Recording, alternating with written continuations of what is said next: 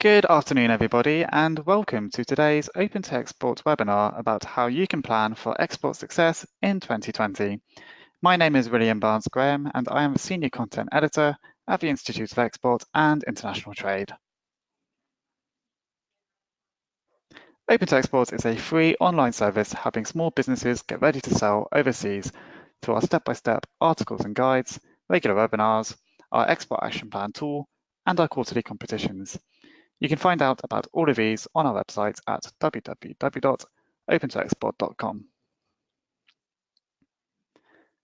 Open to Export is powered by the Institute of Export and International Trade, the UK's professional membership body for traders, endorsed by the World Trade Organization and the International Chamber of Commerce as a small business champion. We offer a unique range of individual and business membership benefits, education and training catering for beginners through to master's degrees, and an always exciting and prestigious programme of events celebrating UK businesses' exporting achievements.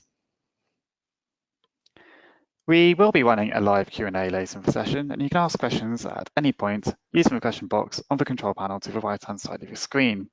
The general principle here is that we'll only ask questions that are relevant to the broader audience, so we won't be able to go into company specifics as such, but if you do have specific questions, we can refer you to our technical helpline afterwards.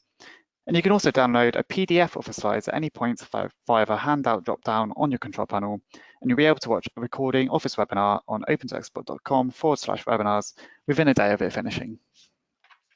Next, please. But for now, though, later on, it'll be my great pleasure to introduce Lisa and Philippa from the B-Shirt, an empowering breastfeeding clothes brand who won the recent Export Action Plan competition we ran in November. But first off, we have David Preston from Bibby Financial Services, who are long-term partners with the Institute of Export, and David will be talking about the opportunities and challenges that global trade presents and some of the support that is out there for you. David, over to you. Okay, thank you for that, Will. I hope you can hear me clearly. As Will has explained, my name is David Preston. I'm working within the international team at Bibby Factors. And for those who perhaps don't know the name Bibby, Bibby has been around since 1807 and still remains a family-owned business today. Bibby Financial Services have a worldwide presence with offices right across Europe, into the States and the Far East. And we work with about 10,000 clients worldwide.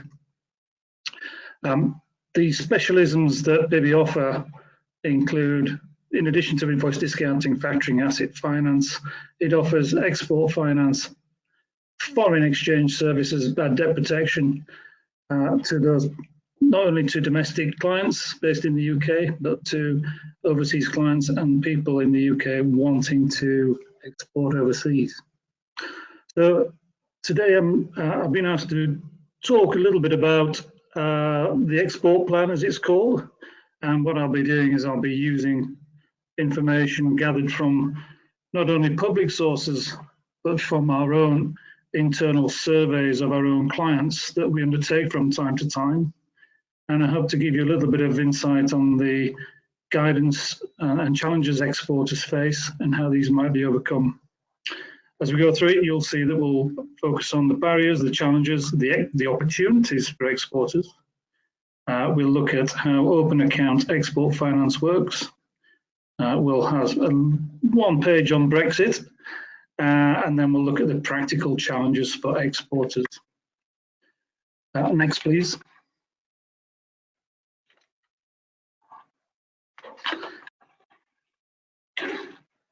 Okay, so why do people want to export?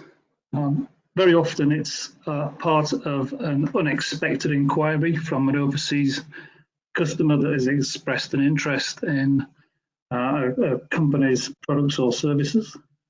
It may well be part of a planned growth strategy put into place by a UK company. It may be that strategy may be part of a plan to extend the product, the life cycle of a product that has perhaps reached maturity in the domestic market. Or perhaps it's as a result of a depressed and very competitive home market. Next slide, please.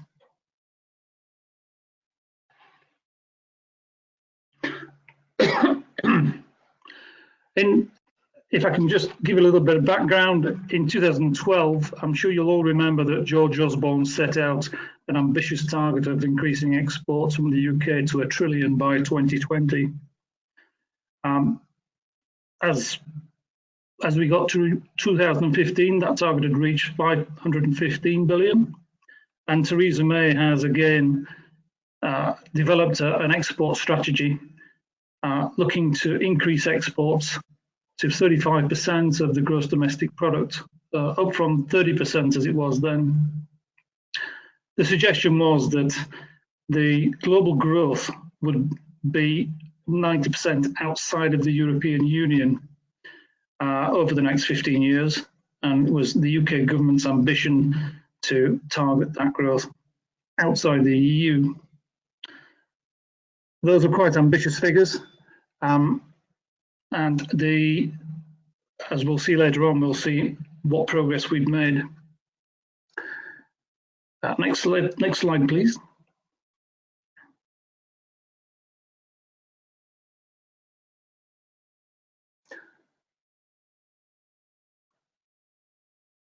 So as we just discussed, the total value of exports up to September 2019 was 655 billion.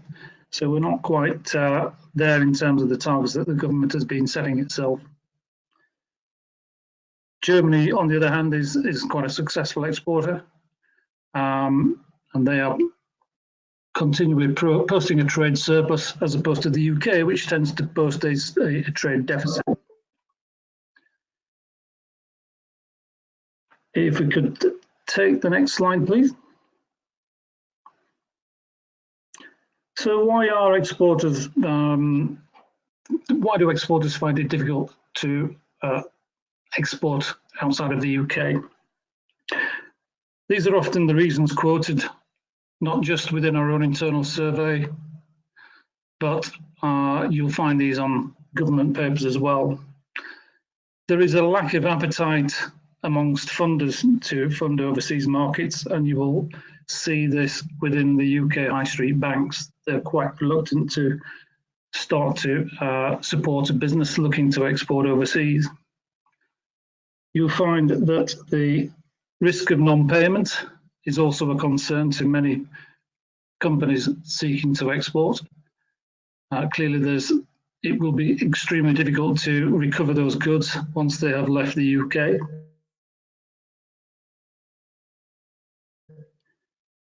Not understanding the jurisdiction in the overseas country may result in a bad debt. So there's a lot of unknowns which present barriers to the company that's keen to export.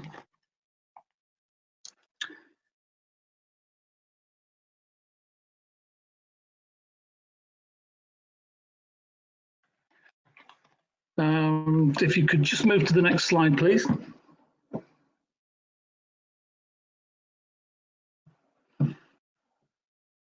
So here again, we're presenting the challenges that businesses face when they are considering exporting overseas. Again, we're looking at the lack of interest in providing cash for that, actually funding those export invoices. But we could also include things like limited networks. So there's a lack of a network of overseas contacts. Internally, there is often a lack of skills quoted as one of the reasons why they're afraid to export. And market access may be a problem for companies seeking to target a particular country, whether or not there are any trade barriers in place, or whether the product that they are looking to sell is of interest to that market. Overall, if we look at the most problematic area of cash flow here, of managing cash flow, it's collecting payment from the customers on time. So that's getting paid for the products that have been sold overseas. This will clearly have a negative impact on a company's working capital once the goods have left the business and they have not been paid for. To offset this, there are a number of mechanisms that we can offer from Bibby, but most exporters should be aware of the solutions that might be available to them in overcoming the challenge around managing its cash flow. If we could move to the next slide, please. So here we're trying to establish where the opportunities for exporters are. This is drawn from the International Monetary Fund Outlook, published as of April, and it suggests that the better opportunities for export lie within the Asian region, Africa, and parts of South America. This is an assumption based on the level of growth within that particular country. So as we'll see, this doesn't always correlate to where the opportunities might lie. You will also note that whilst we've noted Asia, South Africa, and parts of South America as those countries experiencing good economic growth, Canada, the USA, Australasia, this suggests that there is very little growth there in terms of gross domestic product. However, that doesn't mean that the market or the opportunity doesn't exist. If we could take a look at the next slide, please.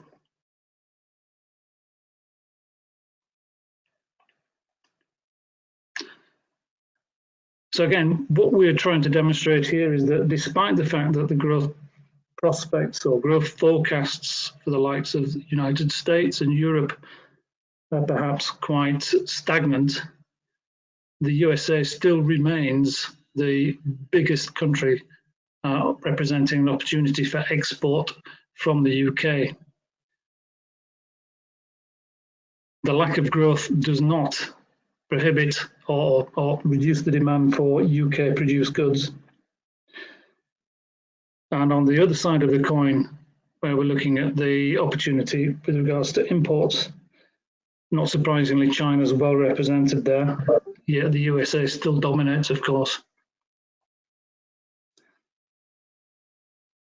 If we look at the USA and Canada, you'll see that these are probably quite attractive to exporters because they don't offer the same type of trade barriers, perhaps being language problems, or whilst the time zone challenge can easily be overcome. Having said all that, the SME or the company in the UK looking to export may not see that market as the best opportunity for them, given the products that they are looking to export. That's very much a case of how that product might fit a particular region, and those opportunities could, of course, be quite obvious. Next slide, please.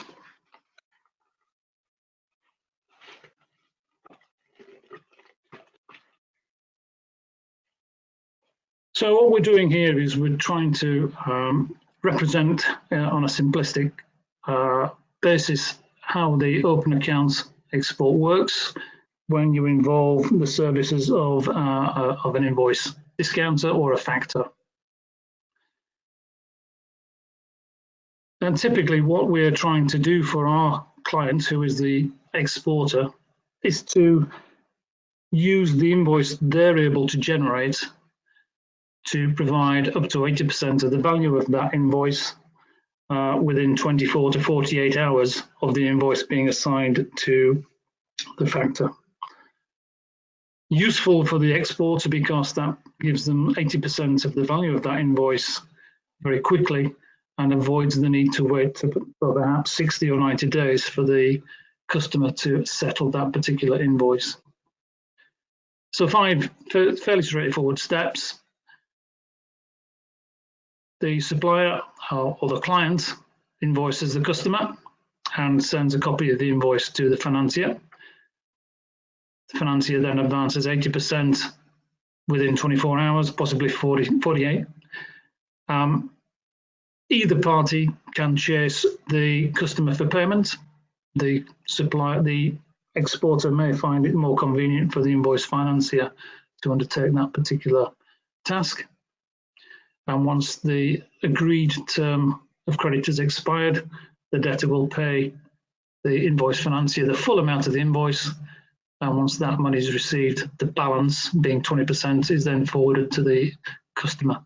So in this way, this accelerates the receipt of funds for the exporter and avoids the need to wait a rather lengthy 60 to 90 days.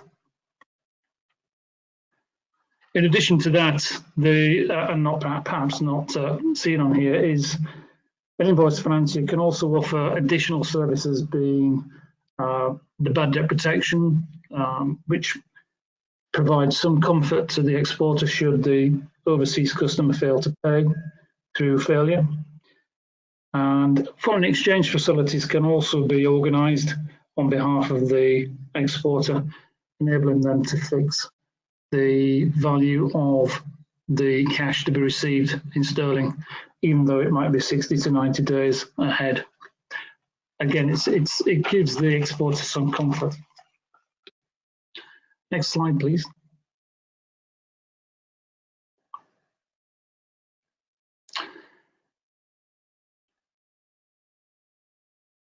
So what we're trying to demonstrate here is the types of businesses that Bibby and any other invoice financier engage with when looking at export financing. Ideally, we'd like to deal with a business that's selling to other businesses overseas. That business does need the benefit of an underlying asset, being the debtor book, and credit terms are quite common. Certainly from my own experience, the key sectors that we're dealing with at the moment are those around services, being manpower and technical expertise. We see quite a bit of this originating in the oil and gas industry, operating out of Aberdeen, for instance. Specialist manufacturers, typically engineers, who are producing bespoke products designed for use around the world. It's rare to find a mass producer based in the UK now, but where we do score highly are those specialist engineers or specialist manufacturing companies who can work to very tight tolerances and have a good reputation for what they do. Wholesale, I would include the likes of foodstuffs in here, and it's certainly a growing area. With the logistics and the transport capabilities we see today, it's quite possible to be shipping live shellfish from the west coast of Scotland to other parts of the world, including China, within a matter of 24 hours. This is another growing sector that we're seeing at the moment, the finance of foodstuffs. But these are the four key sectors that we will become involved with, but providing that we are dealing with a client that is selling overseas to another business, has a debtor book, and offers credit terms, then that's something that could well be financed by the invoice financier. Next slide, please.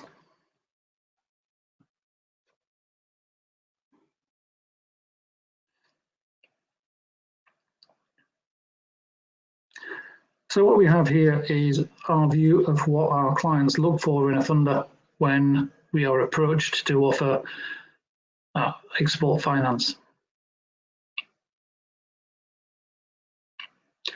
It's not unusual to be working with a client, and it will be an entirely export-led client, and we will be happy to fund up to 100% of the export ledger, which is very often disliked by the high street banking fraternity.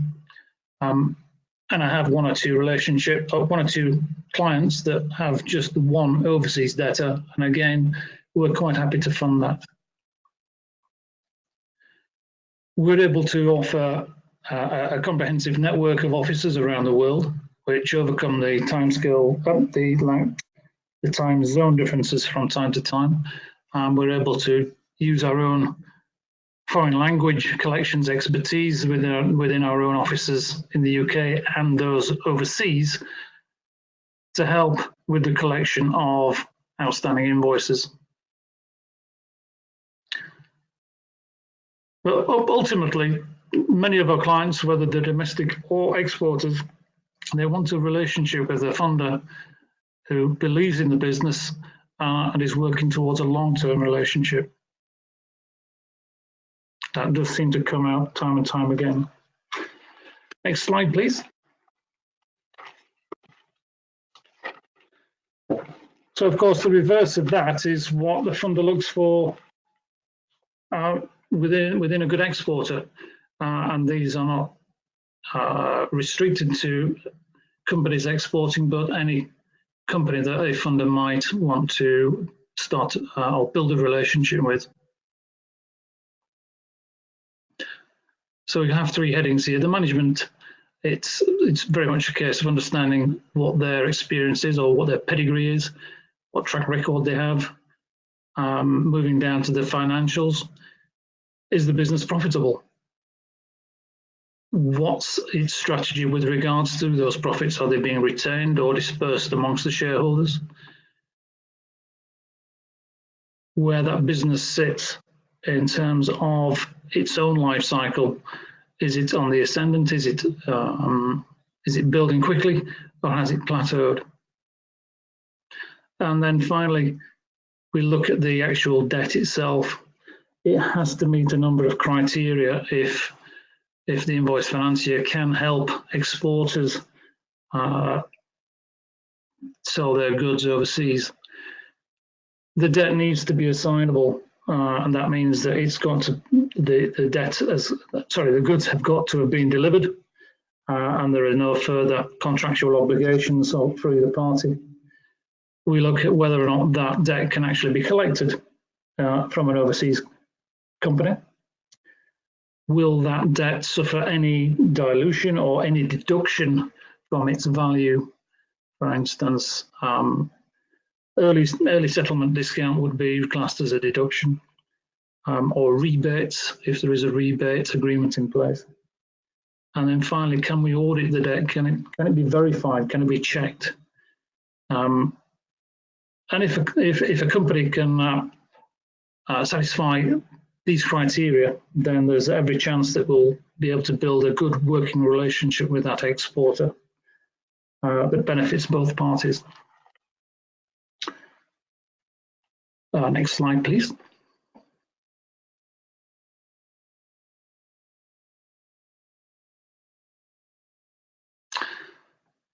So this is the only slide that has any reference to Brexit, which I feel is something that's been hanging around the UK economy for so long now, it's almost being discounted. Nevertheless, within our own surveys of our own clients, these are the responses we get if we believe there is going to be no deal. And it's fairly negative in that there is an expectation that sales won't increase as quickly as they should. The majority of small to medium-sized enterprise believes that Brexit is actually damaging to the economy. Having said all that, the overall numbers of exporters are actually increasing. And I think from my own experience talking to clients around the UK, there is almost a feeling that Brexit has been hanging around for 3.5 years now. They are waiting for it to get finished one way or the other, but they haven't waited. They've been speaking to their suppliers, they've been speaking to their customers, and they've been making arrangements between themselves and planning for whatever eventuality might occur. I have a client based in Grimsby that sells fish down into France, and very, very recently went down to Boulogne to meet their counterparts to discuss what they could do, whether there is a deal or no deal. It almost feels as though businesses are just getting on with it, and then they will react as and when they know what the outcome is going to be. We may know this evening. Next slide, please.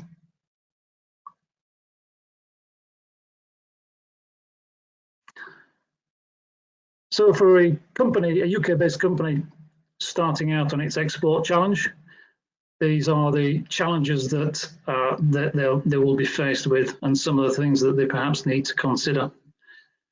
Once they've found a new customer or a new market, then they perhaps need to consider what the local culture is and whether the legislation will work in their favour or not. The documentation that refers to refers to the types of documents that will need to be presented at customs and the types of documents that will need to accompany the goods themselves. And it depends very much on what the type of product is. For meat will carry a different set of document requirements to perhaps electronic goods. Again, the exporter will need to understand what documentation is applicable.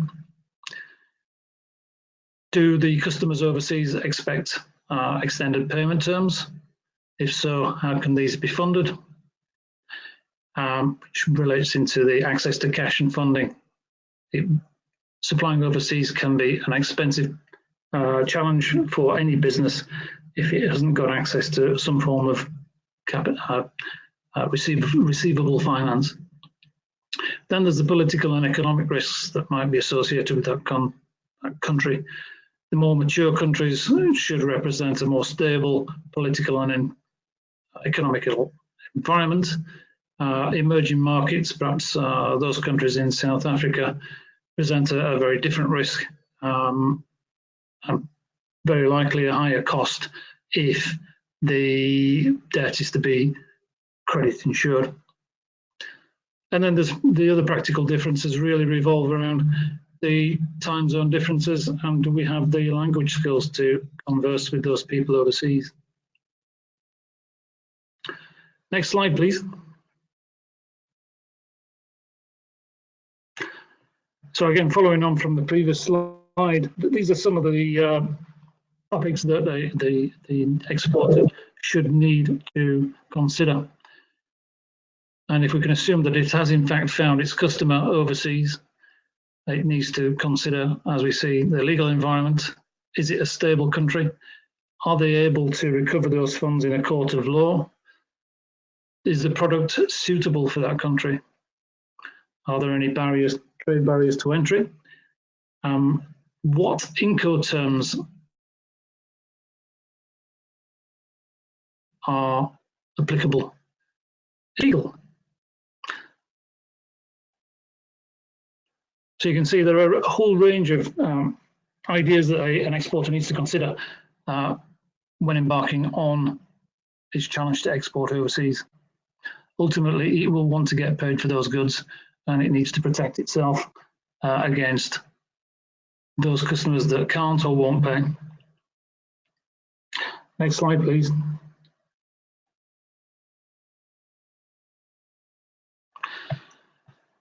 Certainly one thing that as an invoice financier we do spend a lot of time on, we're interested in what the terms and conditions are between exporter and customer. Is there a contract in place, for instance? The working definition of a contract, of course, is an agreement between two parties, creating a legal obligation on both parties to perform a specific act.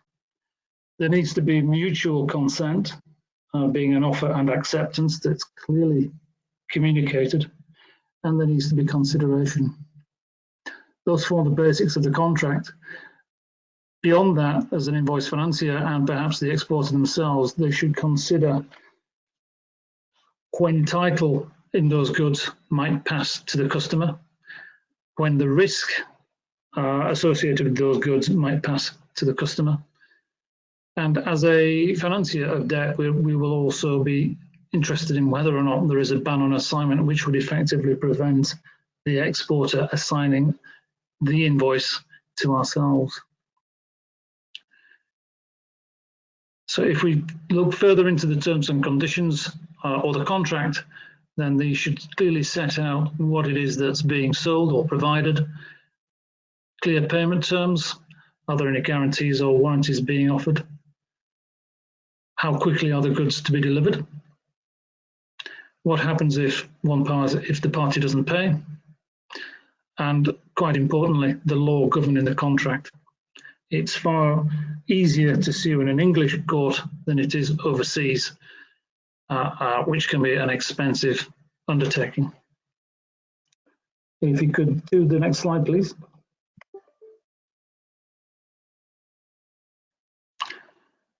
For those looking to start to export, then Incoterms will form a key part of what you need to understand, determining a number of things. The Incoterms are designed as a set of international rules governing the sale and transport of goods. They will define each party's obligations, and they will also identify the point at which the risk and the title to the goods actually transfers from seller to buyer. Inevitably, there will also be rules around who bears the cost for the insurance of those goods, for the transport of those goods, and at what point the delivery takes place, which for the funder is the point at which the invoice becomes fundable. So these are a well understood set of rules or terms governing international export, and the exporter does need to become fully acquainted with these when considering the export of goods overseas. Next slide, please.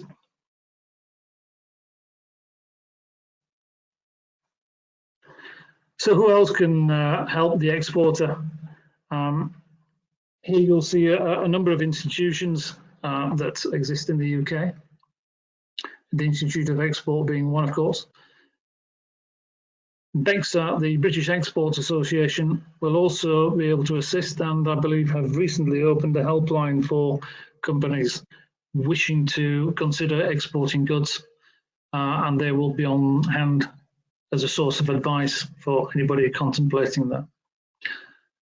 British Chambers of Commerce are hopefully well understood, and those will exist overseas as well.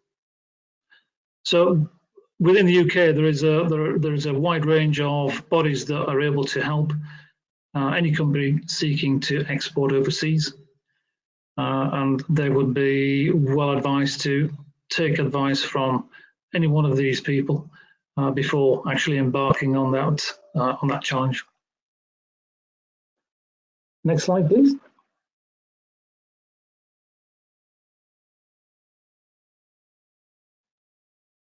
That's it. That concludes my presentation. Will, I'm going to hand back to you now.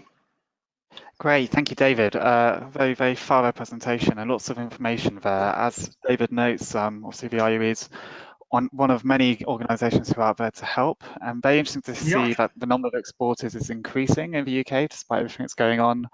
And certainly a few things there in terms of terms and conditions. That's something we've worked very closely with Bibby on. Members of ours can get sets of templates, terms and conditions for international trade, and the Incoterms as well, really important because the Incoterms rules are changing, and we're providing a lot of training on how kind of what the changes are and how companies can use them effectively going forward. So yeah, thank you, David, for pointing out some really important factors there, a really good checklist at the end as well. So yeah, thank you, David. Thank you. And now I'm absolutely delighted to hand over to our next speakers. We've got Lisa and Philippa from the B-Shirt, who recently won the Open to Export Action Plan competition at a showcase final in November in Birmingham. They really impressed the judges with what was a very coherent pitch and presentation about their export plans. And we're going to find out a bit more about them now. So over to you, Lisa and Philippa. Okay, hi. Hello everyone. So yes, as was just said, Lisa and I are the B-Shirt co-founders, and today we're going to talk a little bit about our products, our export plans, the Brexit risks to our business, and also how the amazing prize money is really going to kickstart our exports. So next slide, please. So Lisa and I met when we had our children, and we're both really, really passionate about breastfeeding, and we were also at a turning point in our careers. We were looking for an opportunity that valued our very important role as mothers and also allowed us to make a difference. So you might be surprised to learn that the UK has one of the lowest breastfeeding rates in the world, and there's various reasons for this, including physical problems and also cultural attitudes to breastfeeding. So the sad fact is that almost half of UK mums feel embarrassed breastfeeding in public, and when I first started breastfeeding, I was one of the mums in the pictures, and there were a couple of occasions where I breastfed my son in a public toilet. So what can we do? Next slide, please. Next slide. Yes, thank you. So we've designed a breastfeeding vest with really easy feeding access. There's no ties, no clips, and no zips, unlike many other breastfeeding clothes on the market today. Next slide, please.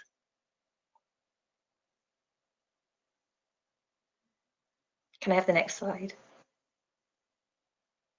Thank you. So the B-shirt can be worn on its own or as an undergarment, so there's no need for a mum to go out and buy an expensive new breastfeeding wardrobe for short-term use. Many women feel that they lose their sense of identity when they become a mum, so the B-shirt enables them to wear their own clothes so they can retain their own sense of style and feel like herself again. And the B-shirt is ethically made in fair trade factories using organic cotton. Next slide, please. So does it really work? Well, we survey our customers both before and after using the B-shirt, and our results have shown that 83% of women feel more confident breastfeeding in public while wearing their B-shirt, which is absolutely fantastic. We've won numerous awards, including Best Breastfeeding Accessory, Best Feeding Top, and also Best Nursing Clothing Brand. We've now got hundreds of glowing testimonials and reviews from customers telling us how their B-shirts help them to breastfeed more confidently, more comfortably, and also for longer. We've expanded our range to include short sleeve version for the summer and long sleeves for the winter. And we're part of the slow fashion movement, so we only ever bring out 2 new colours per season. We're well established now as an ethical breastfeeding clothing brand. So can we have the next slide, please? Okay, thank you. So we're now ready to take on the world, really. So when you look at our UK sales, in the last 12 months, we have turned over £350,000. We've also taken in an extra £50,000 worth of exports. Some of those we have actively pursued and some of them we have not. So if you look at the the circle graph of our exports, it breaks it down. Ireland is 81% of our exports, and we have actively pursued Ireland. The United States is also a market that we have actively pursued, and we've sort of dipped a toe. We know that our first strategy didn't quite work to plan, so we're now doing plan B in the USA. And the other exports, 5% of that 50,000 came from countries where we did not actively market to. So if you show me the next slide, please. And those countries were made up of European countries. So the Netherlands, Spain, Belgium, Germany, and Switzerland. These customers found us through social media, word of mouth, direct search, and they liked our product and they bought it. So for the next step in our export plan, it's going to be a European move for us. Can I have the next slide, please? But we can't do all of Europe. So we've met with the DIT, the Department for International Trade, and they very kindly accepted us onto their program and did some market research for us.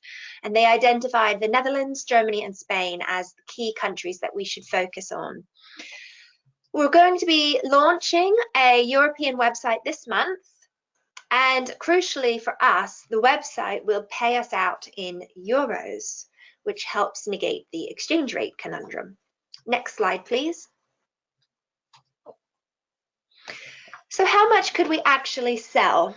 To look at the market share, you look at customers and sales. So in the United Kingdom, there were 750,000 births. Not every single person who gives birth in the UK is going to buy our product. So we have, in the last 12 months, a 1.3% market share in the UK. That is growing each year. And in Ireland, we have a 1.6% market share. So using that as a benchmark, if we wanted to increase our exports by 50,000, effectively doubling them in 1 year, we would need to take 0.25% of Dutch births and 0.1% of German births to hit that target. So we know where we need to be looking in terms of a metric for success. Could I have the next slide, please? So how are we going to make those sales? Well, our route to market for the UK is business to consumer. And the best way to do business to consumer sales when you don't have a storefront on the high street for us is e-commerce, Facebook and Google.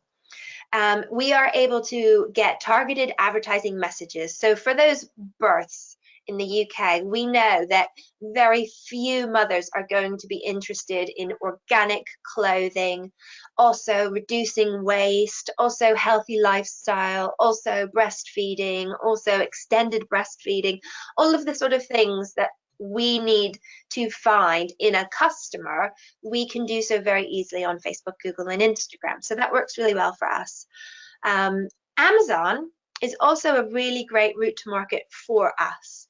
In the UK, in 2017-18, we sold about £5,000 worth of sales. Then we became a Prime member in the UK, and we nearly tripled our sales the next year.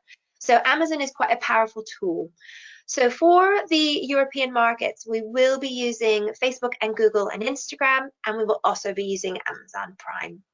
Next slide, please.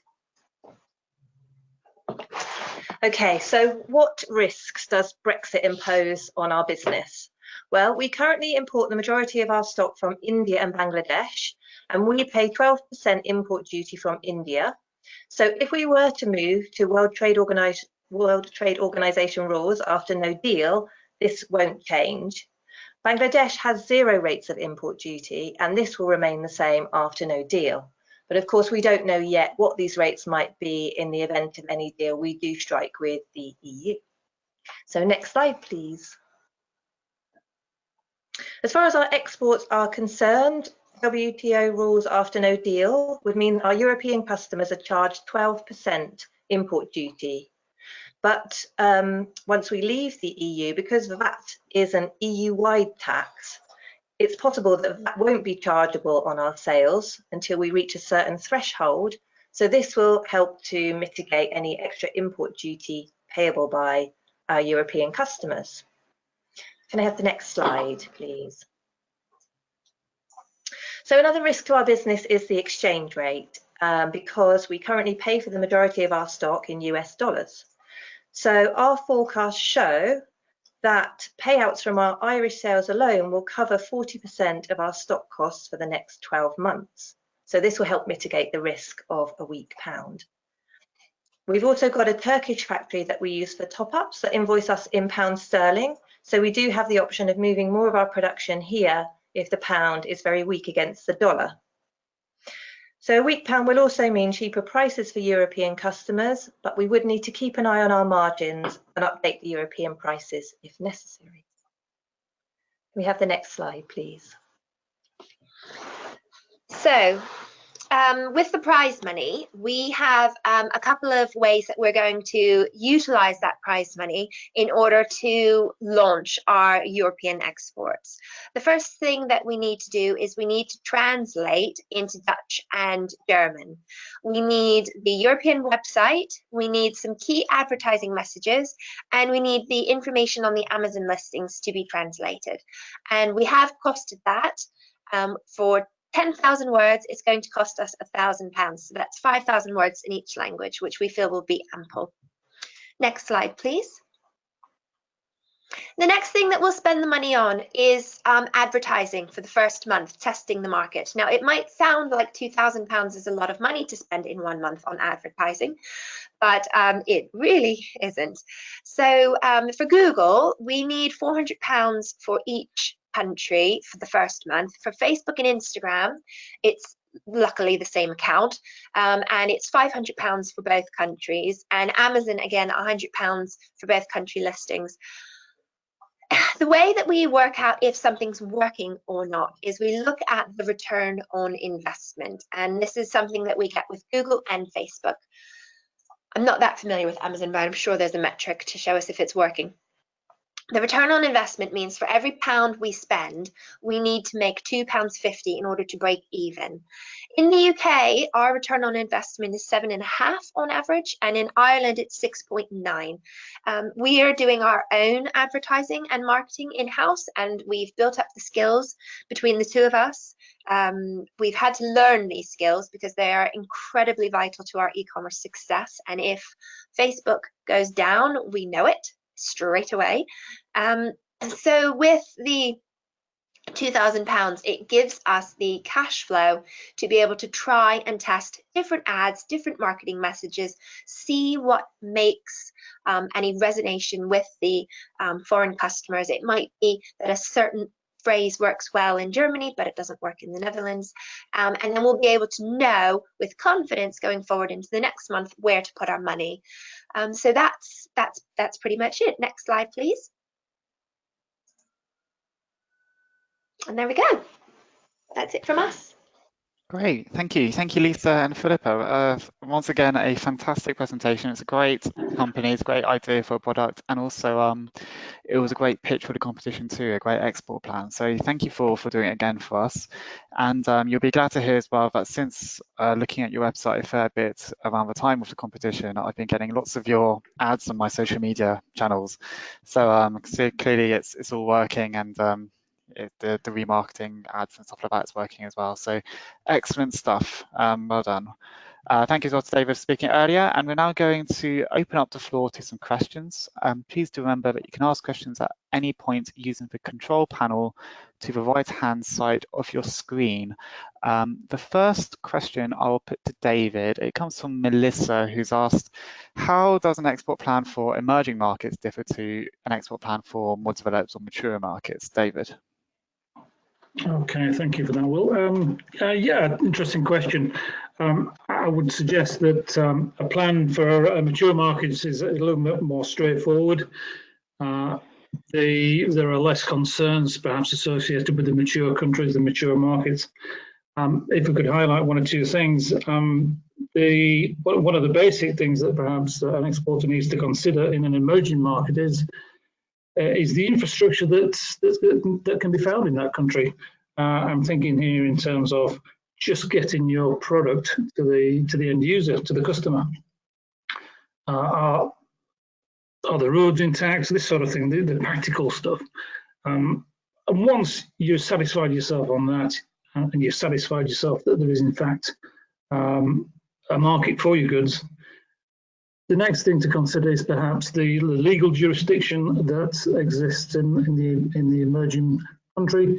Consider whether or not that country is politically stable, economically stable, and perhaps you may wish to consider additional comfort by way of some form of export credit insurance for those emerging markets, which are typically less mature in terms of its legal jurisdiction, its ability to remit currency overseas, and I'm thinking there are certain countries in the Caribbean even now that struggle to remit funds overseas simply through their own foreign exchange regulations. So I guess in a nutshell, the answer is there's a little bit more to consider for the emerging market, and I would perhaps encourage that person to not only speak to the external bodies, but review the research checklist that was within the slide pack seen today. Thank you, David. And a reminder that you can download the slide pack using the handouts drop down in the panel. A question for Lisa and Philippa, and it's around the action plan actually. So this is one from me, just because of the theme of today is about export planning.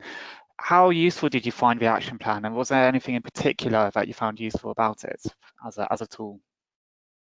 I think that going through the whole process was really, really valuable to us because we knew that we wanted to start exporting a bit more, but we really didn't have any detailed idea of how we were going to go about doing that. And having the deadline of writing the action plan really just helped us get on with it, to be honest. And each of the steps just helped us break down who we wanted to start with, how we were going to do this, what it was going to cost us. And we really went into detail on all of those points. And what we came away with was a step-by-step plan, which is really fantastic, because if we hadn't have done that, I think we'd still be sat here thinking, oh, we need to think about Europe one day. And it's really helped us to focus.